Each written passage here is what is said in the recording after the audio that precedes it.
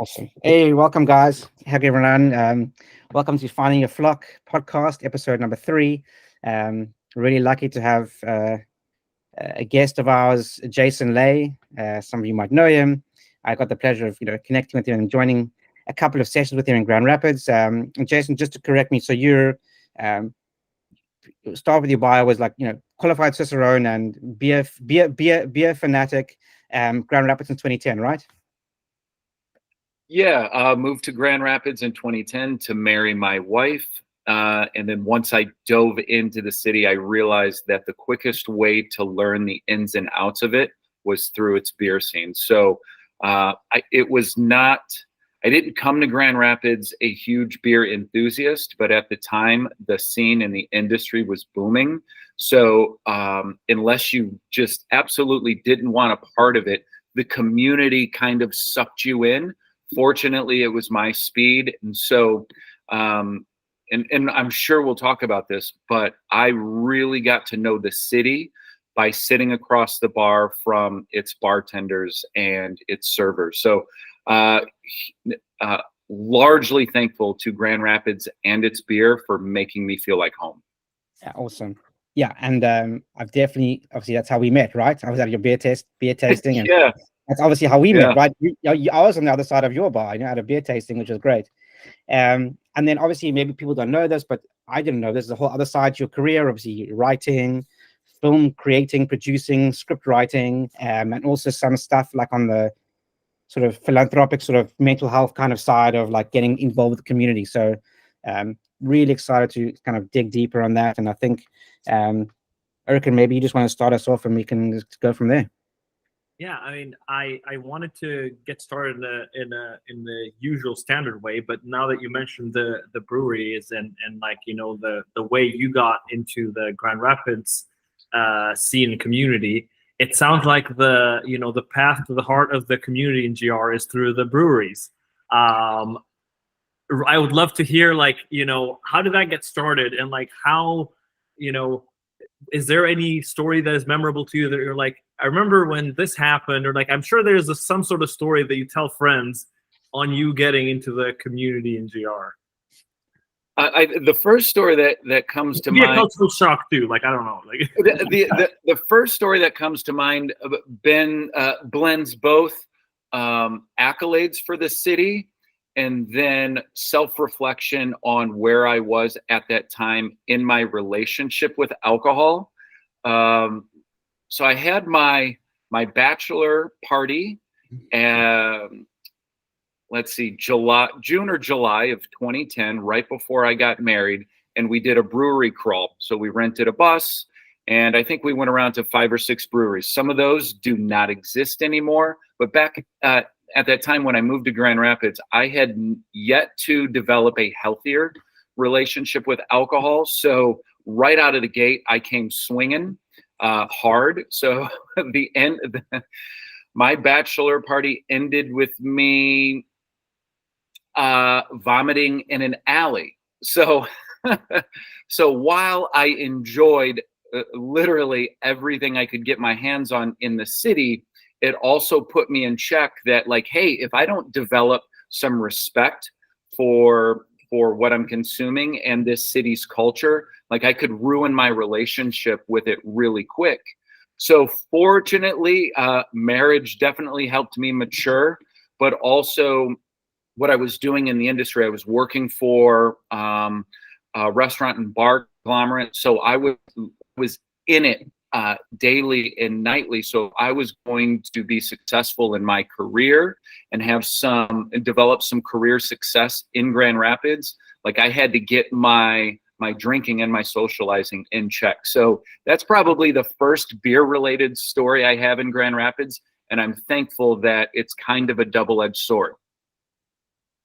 I like that because I feel like one of the main things in our lives, especially this being like a mental health month, is like, without hitting, I don't want to say rock bottom, but like without having those downs, you never have the ups, right?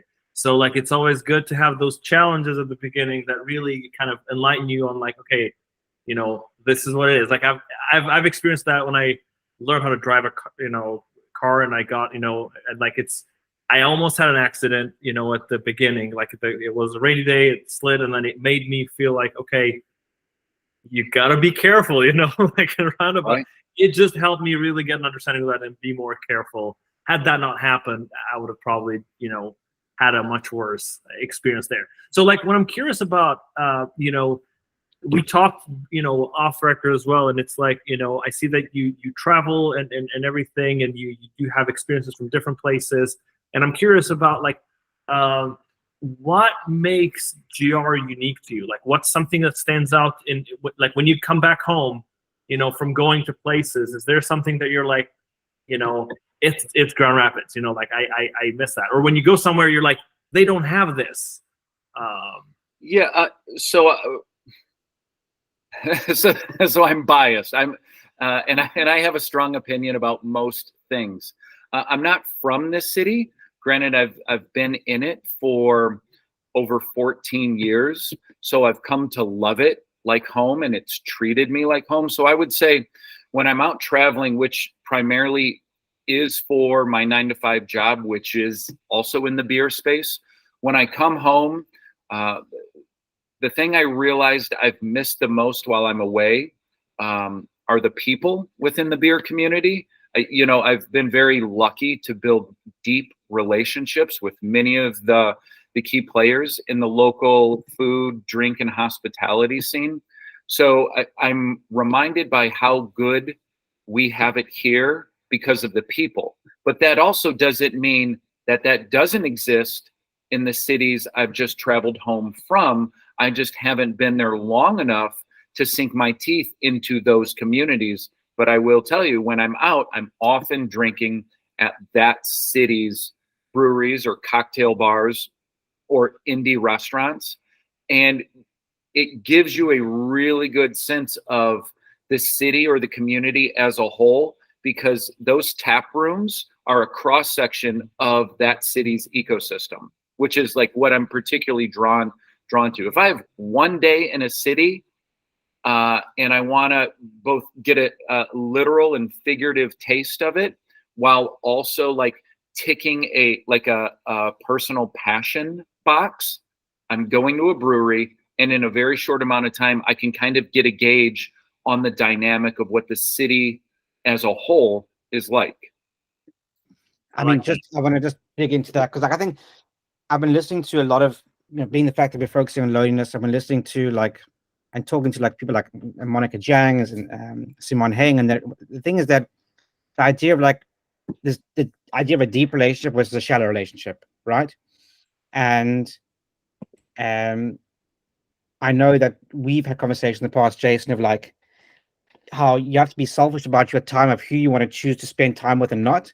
And like you've taken this specifically to me, like you are very selfish about your time, and proudly so, because you want to make sure that you make the most of your relationship, your time every single day.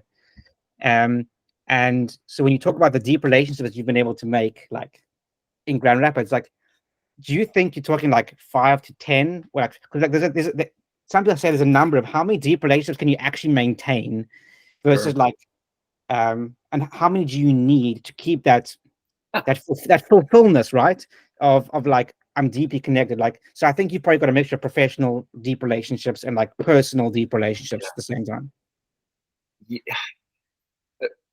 I think we're all better off with at least 1 or 2 deep relationships with people that we can who we can call on when we're either in a pinch or have something to celebrate. My current 9-to-5, while it is in the beer industry, and while my company does have some customers in the local market, my job and my role don't necessarily demand that I have my professional hat on when I'm out in the local community. Certainly, out of all of the people in the local food and beverage industry that I know in Grand Rapids, sure, 75% of them are first name basis. We shake hands, we bump fists. We're able to talk about XYZ thing that just happened or is happening. But also, I consider myself really lucky that 25% of them are people who I could call or text on a regular basis, guys who would help me move, women I can call and ask for advice on their perspective of how the industry is evolving. So the I would say I'm just, bottom line, I'm lucky to know and have the relationships with the people I do, which have just come from me supporting their local businesses. Yeah, I think for me, and I agree with you wholeheartedly that the one thing about coming to Grand Rapids that I always feel when I come there is the people, right? Like, I've met amazing people. I mean, I wouldn't be on the conversation if I hadn't been to Grand Rapids with you. Like, you make great, and I can come there, and there are people that I can call up and say, let's go for a beer, let's go for a pizza, and whilst they're not maybe not my go-to people in London where I'm from, I can go there and know that if I was stuck, I could phone about 2 or 3 or 4 people that are besides my colleagues that I could get something done. So I think just the comfort of having that makes you feel like a sense of belonging, or like this is my home, because you've got people who've got your back. And that's maybe what you feel when you don't go to other places, is that you're right, those people do exist there. It's just you don't have relationships with them, because every community needs that actually to function. And that's why, unfortunately, with the loneliness people, they don't feel they have that kind of support. I've experienced the same. I've been very lucky. I try to live with a lot of gratitude, thankful for what I have, try not to sweat the stuff that I don't. So in my travels, I'm really lucky to have developed a pretty robust address book. And I'll say probably most of those people who I know across the globe, I met over beers somewhere. And the fact that they would put me up in their flat on their couch and that I would do the same for them has come from a very, very tiny blip on the radar in the grand scheme of things, like over a beer, in a local tap room. Yeah. I'm curious, like, have you met, like, because I know like Grand Rapids is one of the places that are, I'm sure there's like seems to be like way more demand for it since 2010, and I'm sure you've seen a lot of people come in. Have you seen or helped somebody get oriented, within the community there? If so, what have you told them? And if not, what do you say to people that have moved 2023, 2024, and might not necessarily be as outgoing as you are, and like, they're struggling with it. They're like, how do I make friends here? How do I connect with the community? What would be the first things for you, like a few quick tips for those people to go? If we're talking about people like you and me who I bump into in the city, I'll be honest, I am pretty outgoing. I'm not afraid to talk to anyone. When I first started migrating from the traditional 9-to-5 corporate life into the more lenient world of craft beer, I spent a lot of time buying other people beer and coffee to bend their ear and to ask them questions and to learn about their experience in the context of the industry locally and as a whole, as I was trying to learn it and work myself into it. So, and I'm forever thankful for all of those people sharing their time with me. So now, if I'm put in that position, I'll offer to take someone out for a beer or for a coffee or for a bite to eat. And I'll cater that first meeting or that first hangout session based on what I already know of them. So I will try to leverage my existing relationships to help introduce them and fast track them to at least finding 1 or 2 people who can be on their team or whose team they can join. But again, and I probably already sound like a broken record, it's usually over a pint, somewhere where I already feel safe, somewhere where I already know someone.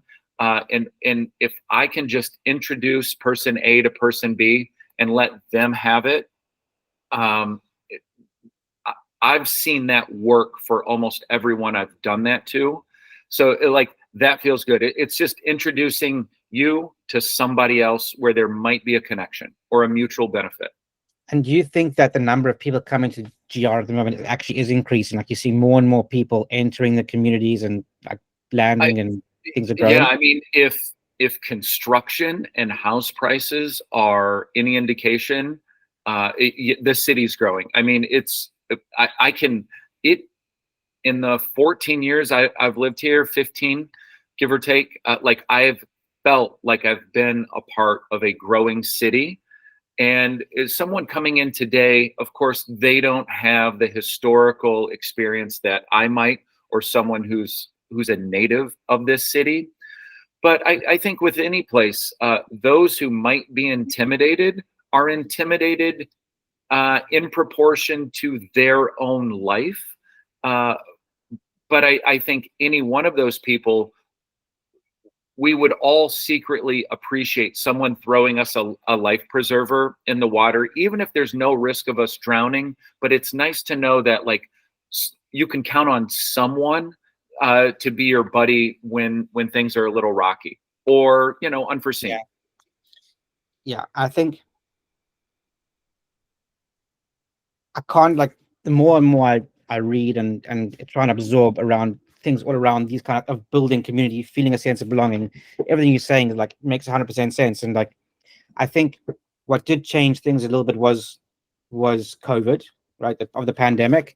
And I mean, someone like yourself, what did you do during COVID when you to keep yourself, your outgoing personality? How did you continue to find that sense of belonging? Did it impact you? Like because you're such an outgoing person, like obviously it had an impact, but like do you think you were able to navigate that? It was tough. I don't think my experience will be anything unique, special, or particularly different from most other people. I mean, to a degree, all of our hands were tied behind our backs, and every door anywhere was literally locked. You couldn't go anywhere or do anything. I to keep myself sane, I wrote a lot. Unfortunately I was laid off from a very, very good job.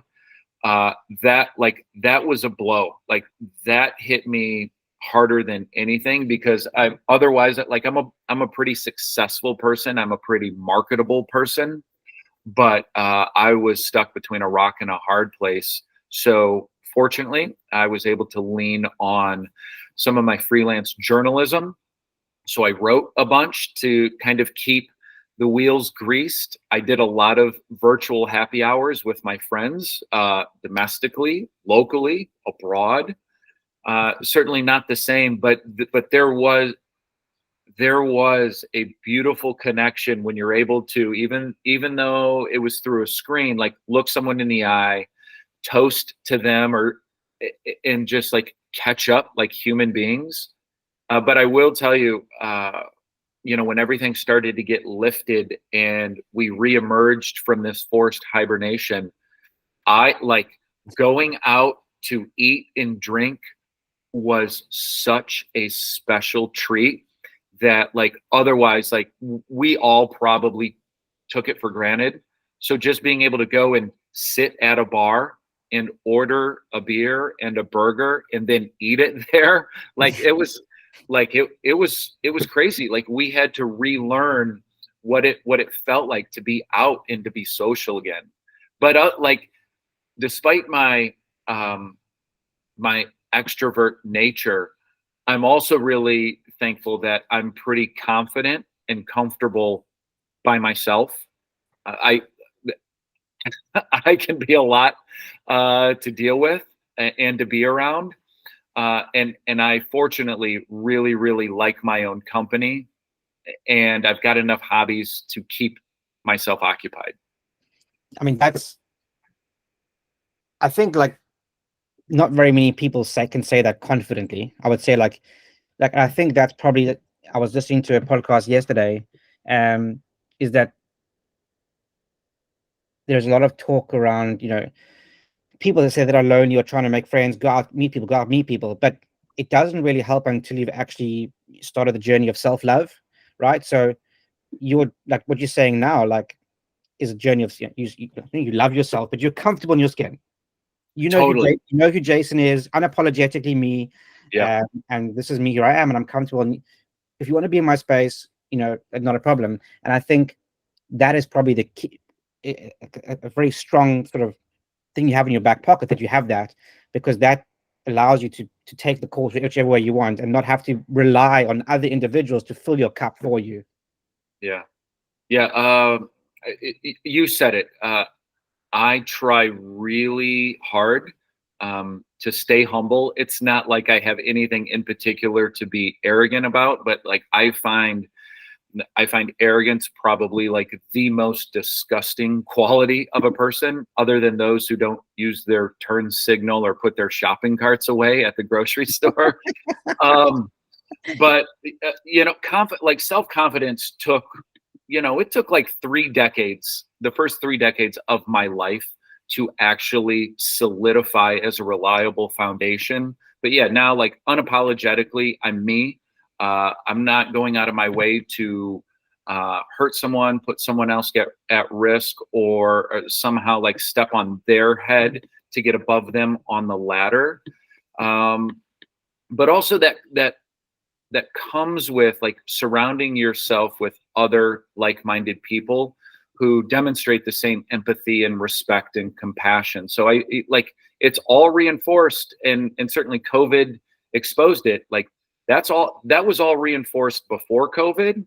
And then based on how strong it was, determined whether or not you came out of COVID with any of it still intact. Fortunately, I came out with most of it intact, but I actually started therapy in 2021. So I have COVID to thank for a lot. Wow. I think that it just takes me back to, like, you spoke about the digital and the current relationship, and I wonder, what's your relationship like with social media, and how do you feel that impacts positively or negatively on like the impact of human connection? Do you are you very active? Is it like something you like? What is your relationship like with that, and what's your opinion really on that? Yeah, I think we would all be a better society. I think we'd all be better human beings if all of it went away. And I'm not. Yeah, that is an extreme statement, but I'm talking about like there's. I would be unemployed, Jason. So, I'm talking about the ultra negative, harmful aspects of it. We're all watching the future generations, I think, devolve due to social media. But again, it's not, I wouldn't say it's exclusively social media's fault, right? Like, we have to take some personal accountability. Our parents and the current future generations' parents need to take some accountability for what we're consuming. But again, it all depends on like what you're feeding your own algorithm, right? Mine is beer and tattoos and music, and if it's something that I recognize is probably bad for my mental health or just a distraction, fortunately, I have enough willpower to keep scrolling or to hide it, or to opt out of that. But also the good side of it are those communities that breathe positive life into what I do. And again, I could choose to be part of like an extreme religion group on Facebook or not, or I can be part of a travel community that gives tips and tricks when you're traveling abroad. So like, it's up to us. Everything is a tool, right? And are we using the tool for its for a good purpose? Or, if it's a hammer, is everything out there a nail? Yeah, no, that makes a lot of sense. What I was curious, like, speaking about, consumption, speaking about, breweries, and speaking about mental health, I know this is the part where you have very deep knowledge. So I was curious if you could share a few tips for, the balance between the two, and what are some of the things that people need to know related to their mental health and alcohol? Would very much appreciate if you share a few tips on that. Yeah, I wasn't expecting this conversation to go like this, but I wrote this book, shameless plug, called The Drinker's Manifesto in 2018 on behalf of the organization I was running at the time called Better Drinking Culture. And BDC, as it's lovingly known, was not anti-alcohol, is not anti-alcohol. We are pro mindful consumption. We do not subscribe to the drink responsibly campaign for a number of reasons that would be better served on a different podcast. But in terms of tips and tricks, perhaps I could read our definition of the new version of what we believe drink responsibly should evolve into. And it's instead of drinking responsibly, we call it drinking better. So the definition, our definition of drinking better is to drink mindfully. That is originating from a healthy state of mind with clarity and maintaining present moment self-awareness. Second definition, to drink in moderation. That is within one's own personal limits, not in excess or to the point of a loss of self-control. I think if you were to stop, reread, and then analyze and then internalize that definition, I think the biggest pro tip is do not don't drink to the point that you have to apologize for yourself the morning after. And that was my story. I don't have enough fingers and toes for all of the times I've had to apologize to a friend or loved one for the regrettable or shameful or embarrassing thing I did the night before, after I had just that one last drink at the end of the night that I know I didn't need to have. Like, you've got it, only you can figure out where your guardrails are, and some are going to be tighter than others. But once you figure out where those guardrails are, you've got to protect that boundary for yourself at all costs. And also, there is no shame in turning down a drink, whether you don't drink at all, or whether you're not drinking tonight, or whether you don't want one more. That's it. And then all of your friends, if anyone checks you on that or makes an issue of that, I would encourage you to evaluate your relationship with them first, and then your relationship with alcohol, because they're probably bad news. They're probably just as bad for you if they're making fun of you for not drinking than that next drink you don't need. Does that make sense? Yeah. Absolutely. I really like the way you put it, Jason. And speaking about drinking better, and the breweries where you can find the community, and it's, kind of, it sounds like the first step to get involved out there. And you said that, a lot of them are not there from when you moved in 2010. Can you just name a few that, somebody's listening and they're like, okay, I like what you're saying, Jason. That's pretty cool. But which one should I go to? Like, what are the cool ones? Maybe the context is more less around obviously the beer is important, but also about the community that you can find.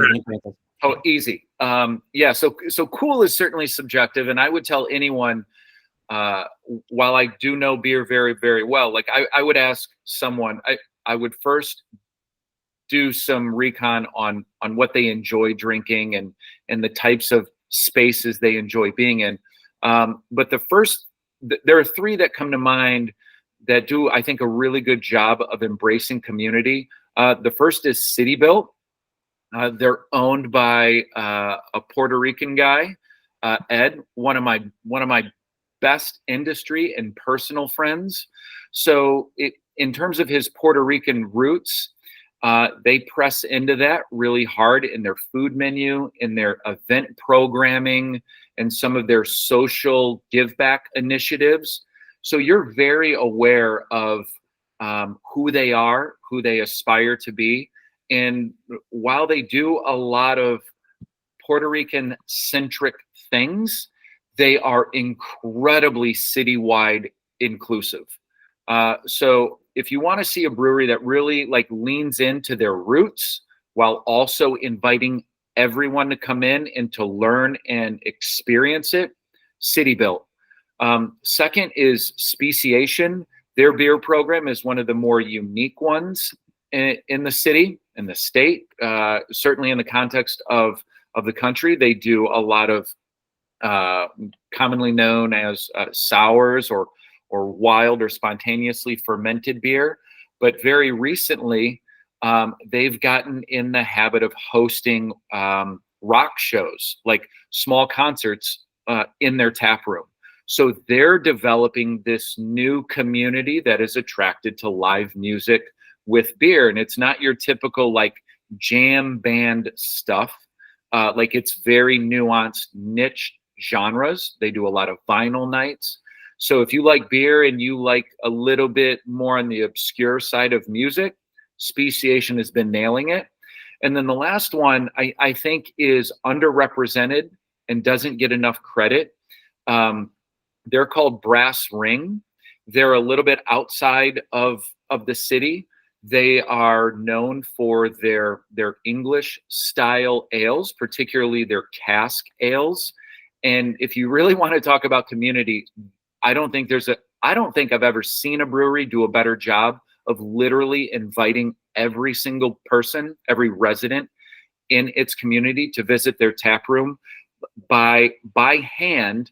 They walk every city street in their neighborhood on a weekly basis. They just kind of rotate through a grid of their city, and they put flyers in everyone's mailbox inviting them to that street's neighborhood night. It might be once a week, once every other week. So you may have lived next to this person and this person for 10 years and never talked to them. But if both of you get the all three of you get the flyer and you all show up at that brewery next week, you're literally sitting next to the people you live with.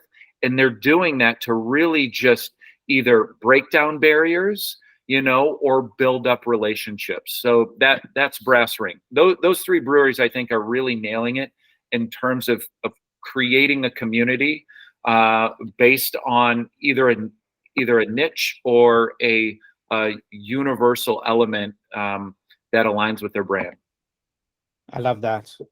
That last one's a really cool concept as well. I mean, City Built, I've been to. I think it's great. I've also met Ed, and I know the stuff they're doing with like underrepresented like brewers, that they're trying to bring them in and get them better represented. I don't think I've been to Brass Ring, but I'm definitely going to try those ones out 100%. Yeah.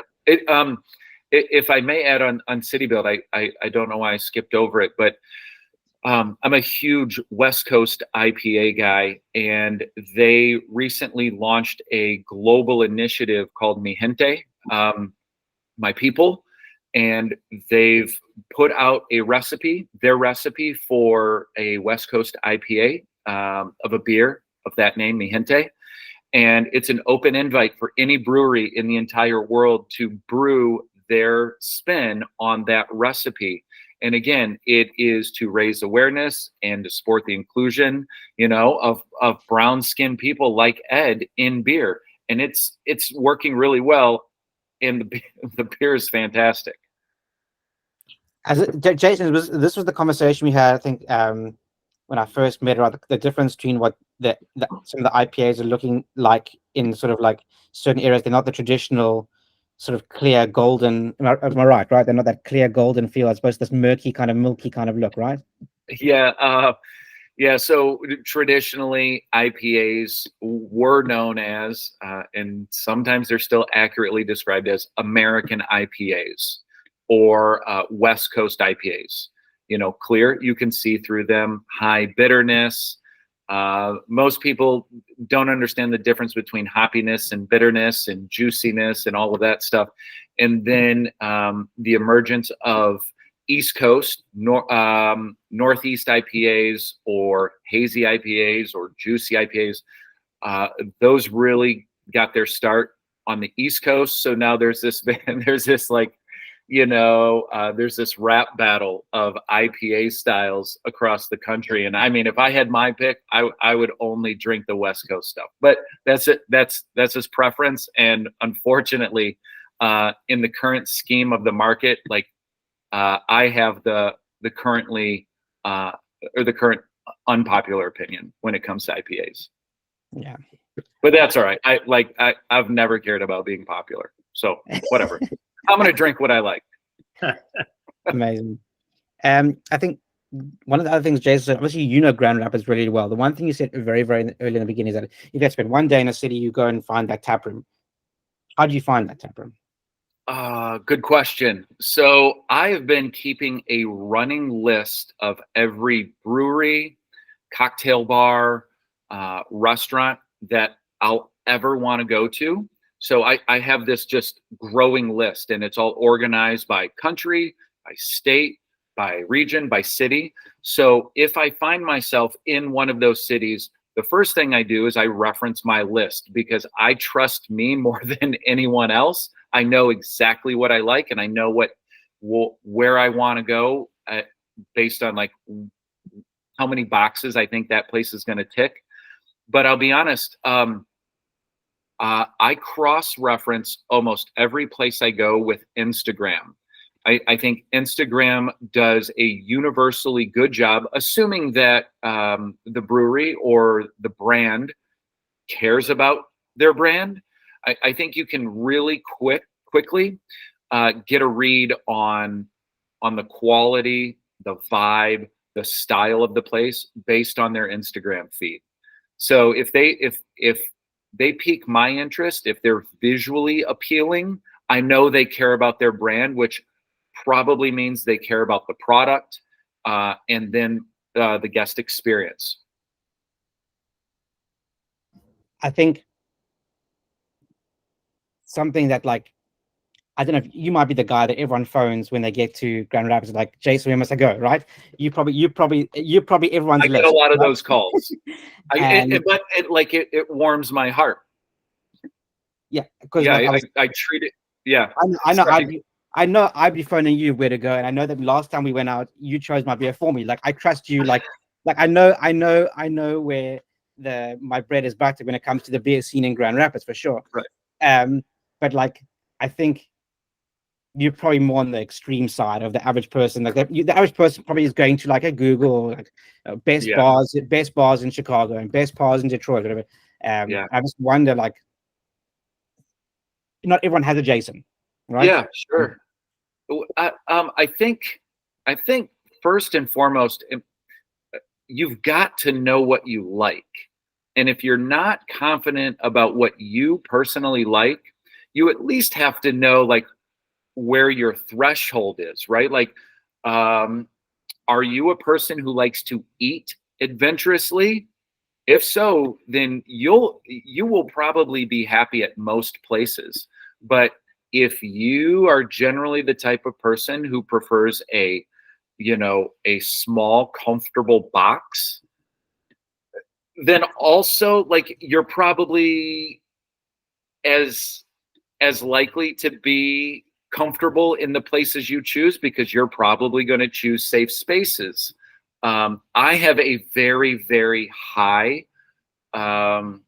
bar in terms of like what I expect as a savvy consumer. It's I don't know if I know how to answer that question, because I've always known me, and I've always known that my friends or my industry colleagues I meet, if they're coming through town, yeah, I am usually the guy who gets the call, and I'm flattered every time by it. But also, I think what's important for anyone to recognize is, if I have a buddy who comes into town and he's like, "Hey man, where should I go?" I know the difference between sending him to my favorite places versus the places I think he's going to enjoy the most. So I think wherever you go to seek your people, to seek your community, You've got to be able to discern somebody's opinion and be able to read between the lines on whether or not they're pumping up a place just because they have to or because they really, really love it, or is it legitimately worth your time to go experience? No wonder he said Cicerone. You know, that's Yeah, but you know, like you know, Absolutely. Josh mentioned, you know, my like non-negotiable protection of my time.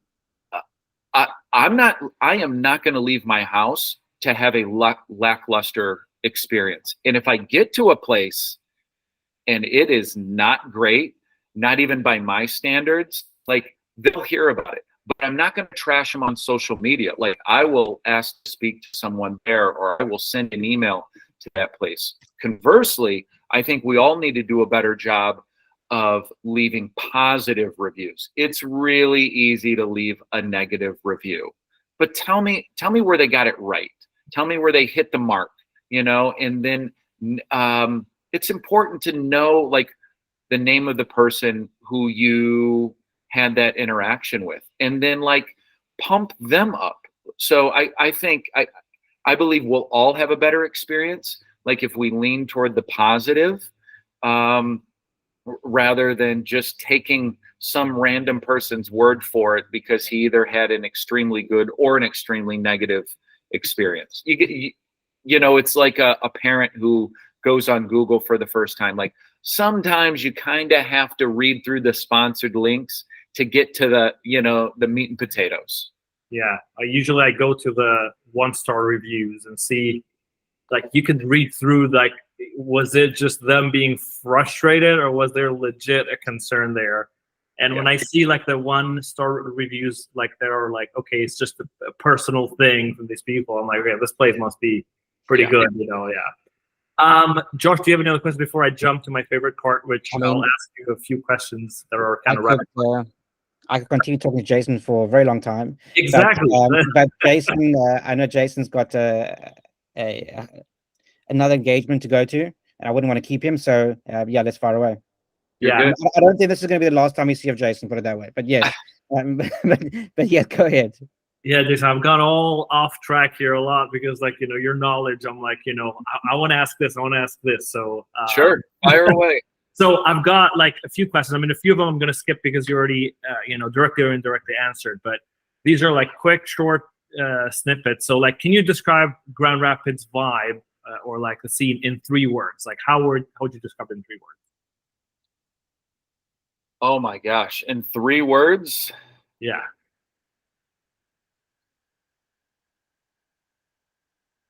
To be loved. Love it. That's pretty cool. What's the most underrated aspect of the Grand Rapids community? Oh, these are good questions. Rapid,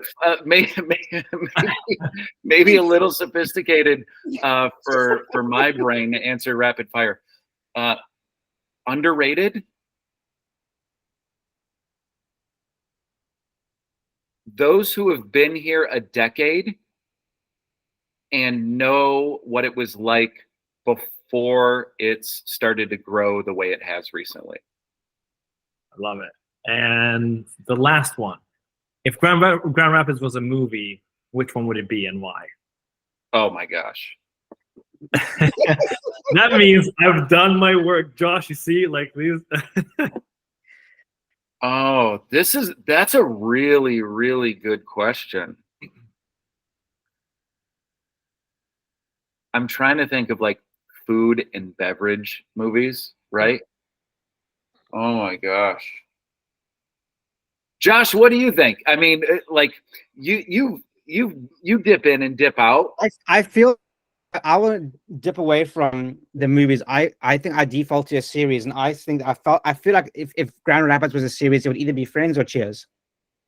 But Central Park, like Central Park, or like hanging around, like people gathering around common things and feeling like at home. Like I've always felt at home in Grand Rapids, and everyone goes out of their way to make me feel like I'm a part of the community, even though I've literally just met them. So that's kind of how I feel. Like I can sit around the table with strangers and know everyone and connect.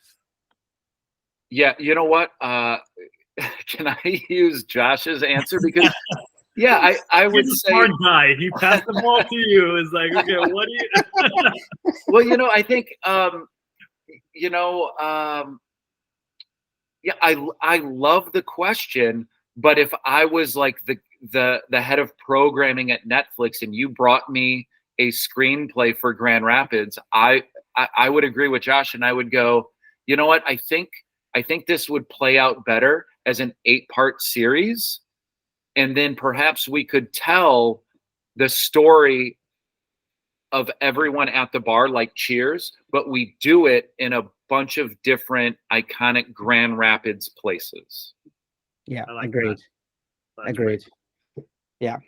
Well, Very Jason, lastly, if people want to find you, like we talked a lot about the social media, but like if people want to find you, where should they go? Like say a brewery name, I guess the City Built, or if they want to see, and Jason, I've seen you in the video, like what should I take here? Well, follow me on social at Jason Ley. The last name is Ley.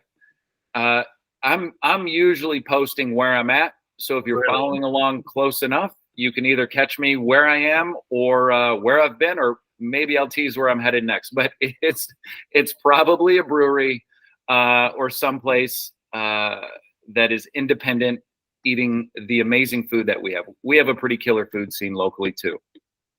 Perfect. Well, thank you so much. It was fun. Like Josh put it, we could probably talk for hours, but Anytime. I'd love to come back if you're not sick of me by now. Absolutely not. I'm just going to hit the. Thanks, Jason. Thanks, gentlemen.